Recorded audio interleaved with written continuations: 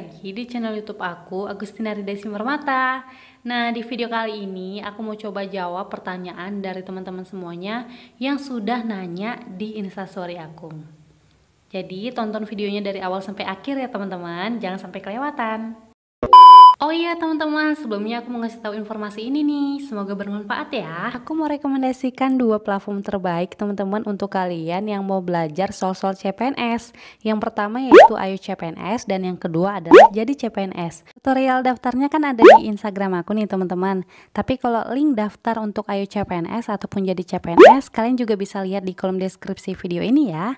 Ataupun kalian bisa lihat di Instabio aku. Kalian klik aja misalnya yang di Instabio aku. Nah, nanti tampilannya akan seperti ini teman-teman. Ini gunanya untuk mempermudah kalian dalam mendaftar dan mendapatkan promo dari aku. Semangat untuk kalian yang mau tes tahun ini, semoga lulus sampai tahap akhir ya.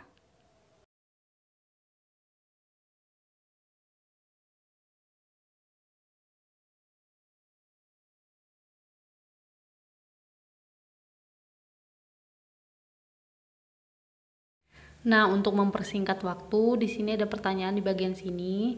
Jadi aku langsung jawab aja ya teman-teman. Nah, kan di sini pertanyaannya Kak mau nanya kalau KLHK lulusan S2 mau ambil formasi S1 apa boleh? Kalau misalnya kualifikasi pendidikan yang disyaratkan adalah S2 Ilmu Lingkungan, sebaiknya Kakak daftar yang S2 Ilmu Lingkungan aja.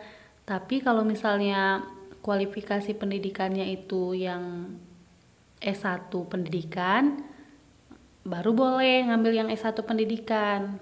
Tapi kalau di KLHK kalau nggak salah nggak ada yang S1 Pendidikan deh kalau nggak salah.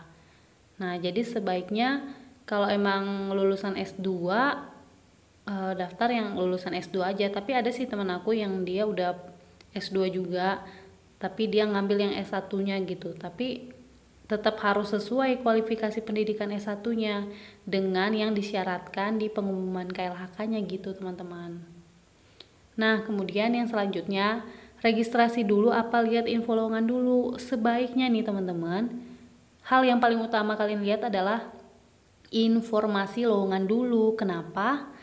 Yang ngapain registrasi kalau misalnya kalian belum tahu nih ada atau enggak sih sebenarnya lowongan yang sesuai dengan kualifikasi pendidikan kalian dan lokasi yang kalian inginkan gitu. Jadi sebaiknya baca-baca dulu info lowongannya baru registrasi atau daftar akun gitu teman-teman. Selanjutnya nih, andai kakak belum jadi ASN, kira-kira tahun ini mau ngambil formasi apa dan di mana? Kalau aku sih rencananya tetap Kementerian Lingkungan Hidup dan Kehutanan. Terus aku juga mau ngambil yang gak ada diukur tinggi badan dan kalau bisa jauh-jauh dari kesamaptaan. Tapi waktu di zaman aku semua formasi jabatan yang ada di KLHK itu ada kesamaptaannya, jadi nggak bisa dihindari teman-teman. Tapi kalau misalnya keselak. Tapi kalau misalnya jabatan Polhut memang aku nggak banget karena aku sadar diri teman-teman. Aku tuh tinggi badannya ya segitulah ya, tau lah ya. Jadi aku nggak berani ngambil yang nggak sesuai dengan persyaratannya gitu. Tetap aku bakal ngambil pengendali ekosistem hutan ahli pertama di Jambi. Oke, selanjutnya. Nah, di sini tugas-tugas P ngapain aja sih, Kak? Jadi di sini ada peraturannya ya, teman-teman. Bentar-bentar aku lihat dulu ya. Aku nih kalau ingat-ingat angka nih sering lupa gitu, teman-teman. Maklum lah ya, faktor usia.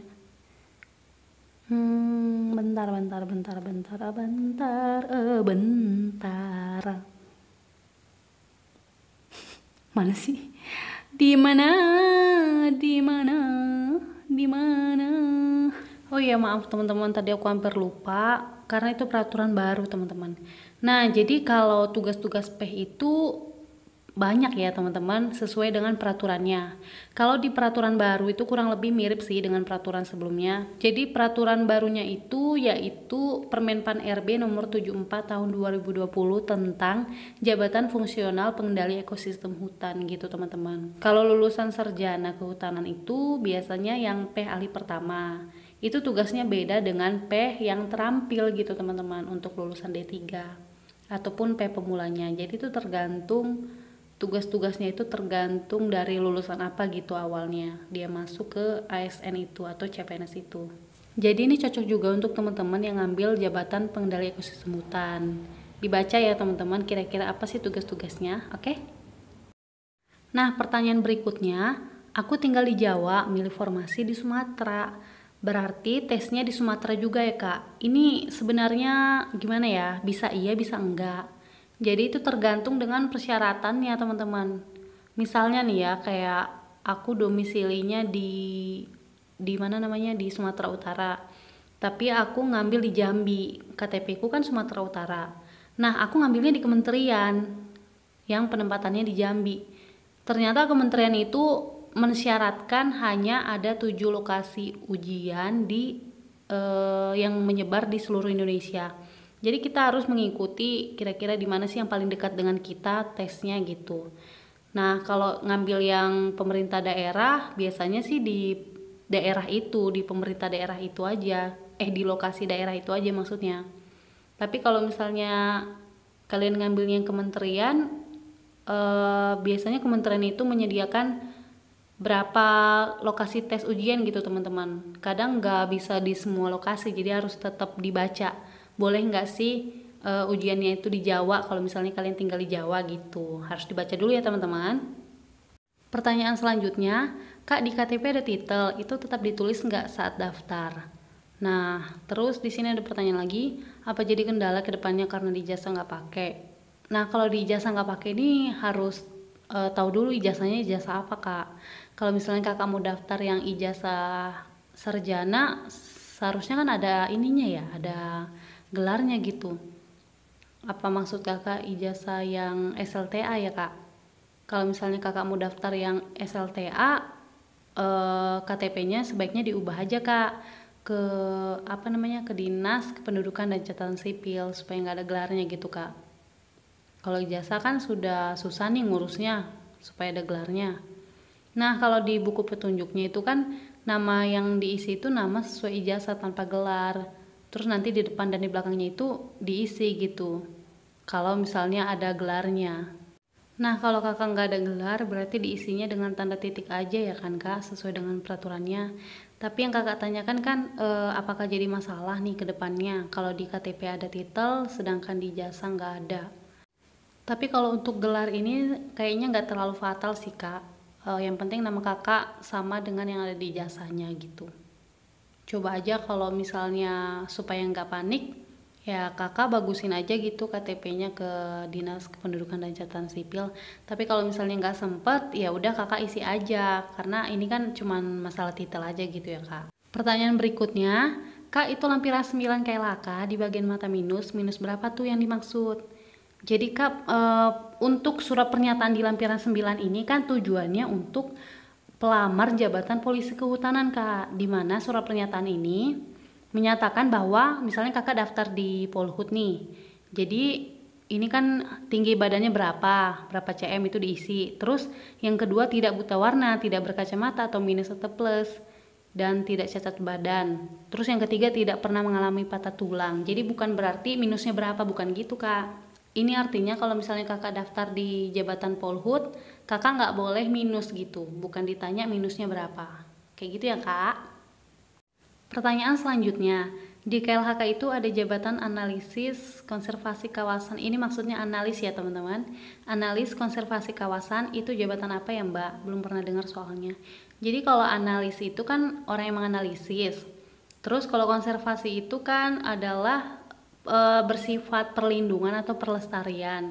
Nah, kalau kawasan ya kawasan hutan gitu teman-teman. Jadi orang yang mempunyai tugas dalam pelestarian dan pelindungan kawasan gitu ya. Nah, selanjutnya Kak, apa bedanya antara S1 pertanian dengan S1 agronomi, S1 agribisnis, padahal kan satu naungan? Jadi gini Kak, kalau misalnya dia dibedakan di dalam suatu jabatan itu, kualifikasi pendidikannya, itu berarti jabatan itu tuh lebih pengen yang detail gitu jurusannya. Misalnya nih jabatan apa ya? Kalau misalnya kayak di Kementerian Lingkungan Hidup dan Kehutanan kan ada menerima sarjana pertanian. Berarti kalau dia jurusan apapun itu, misalnya dia mau agroteknologi ataupun agronomi ataupun agribisnis, dia boleh, yang penting dia sarjana pertanian. Tapi kan ada kualifikasi pendidikan yang memang detail harus dari S1 agribisnis. Itu artinya kan lebih ke agribisnis nanti gitu jabatannya, tugas fungsi pokok jabatannya. Jadi itu aja sih yang membedakan. Tapi kalau misalnya udah dibolehin dari S1 pertanian berarti dia umum. Segala jurusan yang ada di pertanian boleh, yang penting kalian dari SP atau sarjana pertanian. Gitu ya, Kak. Oke, selanjutnya jadi di sini ada pertanyaan, KLHK udah keluar belum, Dek? Nah, jadi kalau KLHK udah keluar ya, Kak, ada di Kakak ketik aja di Google CASN KLHK 2021. Nanti websitenya ada tuh di situ yang paling atas. Oke. Nah, selanjutnya Kak, info CPNS Jambi gimana ya? Bingung infonya nggak jelas, Kak. Oh iya, jadi kan waktu ada konferensi pers itu kan ada 23 instansi yang mengundurkan diri. Bukan mengundurkan diri sih, tapi kayak nggak jadi gitu menerima CPNS-nya. Karena dananya katanya dialokasikan untuk dana COVID gitu ya kan. Penanganan COVID maksudnya. Jadi aku juga udah cari tadi di SSCSN-nya, aku cari kata kuncinya Jambi memang belum ada. Jadi kemungkinan emang yang di Jambi belum ada buka gitu CPNS-nya. Pertanyaan selanjutnya, jadi di sini ada yang nanya kesulitan soal kementerian dan Pemda itu sama atau gimana kakak? Jadi kalau menurut aku sih dari jumlah nilai yang didapat rata-rata sama SKD dan SKB-nya. Tapi yang membedakan itu biasanya SKB-nya. Kalau SKB itu kan kalau di kementerian biasanya ada tambah-tambahan nih. Misalnya ada wawancaranya, ataupun kalau di kehutanan yang polhutnya itu ada kesamaptaannya atau olahraga gitu ya. Nah, kalau di tempat lain misalnya ada tes TOEFL-nya atau lain-lain. Nah, itu aja sih tambahannya biasanya kalau di kementerian. Tapi kalau yang di Pemda kebanyakan SKB-nya itu hanya dalam bentuk sistem chat aja gitu, Kak. Nah, kemudian selanjutnya, apa benar CPNS untuk Jambi tahun ini ditunda? Nah, bisa jadi benar ya, Kak. Soalnya aku udah cek juga tadi, ini sama kayak pertanyaan sebelumnya ya.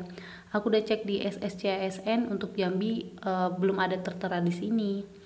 Selanjutnya, Kak, formasi FKIP bahasa Inggris. Nah, caranya itu kakak ketik aja, nanti aku kasih tunjuk ya di video terakhir, di menit terakhir, gimana cara mencari formasi pendidikan bahasa Inggris gitu.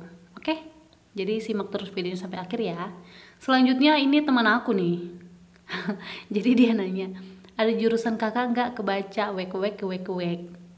Oke, jadi jurusan kakak sudah aku cari kakak sayang, udah aku japri di WA. Jangan sampai nggak daftar loh, marah nih nanti aku. Nah, selanjutnya di sini ini kayaknya minta tolong nih, bukan pertanyaan.